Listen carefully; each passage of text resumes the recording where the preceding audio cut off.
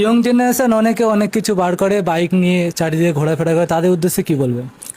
দেখুন, আমি একটাই কথা বলবো, ভালোবাসা একে অপরকে হয়, কিন্তু কিছু কিছু মানুষ আছে যেখানে ভালোবাসায় যদি ভুলও হয়ে যায়, সেটা ভুল হয়েছে এতটুকু। কিন্তু আমার হুজুরের ব্যাপারে, হজরত প্রফেট মোহাম্মদ সাল্লাল্লাহু আলাইহি ওয়াসাল্লামের ব্যাপারে ভালোবাসার নামে যদি যারা পরিমাণ কেউ ভুল করে ফেলে, সেখানে কিন্তু বহুত বড় ক্ষতির ব্যাপার, ইমানের খাতরা হবে। তাই হুজুরের স্মৃতি দিনকে কেন্দ্র করে এমন কোনো কাজ করবেন না যেটা ইসলামের নিষেধ আছে, ইসলাম অ্যাকসেপ্ট করে না। তারপরে গাড়ি ঘোড়া বাইক আসতে চালাবেন, তারপরে বিনা উজুতে থাকবেন না। অনেকে দেখেন র্যালি বার করে, মিছিল বার করে, অবশ্যই শান্তি মিছিল করেন না, মানুষকে শান্তির বার্তা দেন। আমার হুজুর শান্তির দূত ছিলেন, শান্তির কথাই তো ছড়িয়েছে।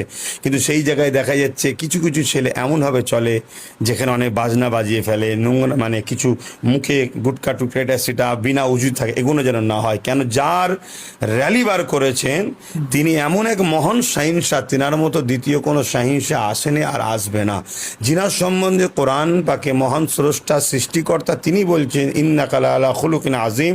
সব থেকে উত্তম চরিত্ররা হলেন হজরত প্রফেট মোহাম্মদ সাল্লাল্লাহু আলাইহি সাল্লাম। এবং প্রত্যেকটা ধর্মগ্রন্থে, কম বেশি ধর্মগ্রন্থে তিনার সম্বন্ধে মেসেজ দিয়ে আছে, তিনার মতো কেউ আসেনি আর আসবে না। অতএব আপনার আখলাক, আপনার চরিত্র, আপনার আদর্শ হুজুরের খিলাফ আর হুজুরের প্রেমের দাওয়া করবেন, এরকম যেন মুনাফিকি না হয়, এটাকেও মাথায় রাখবেন।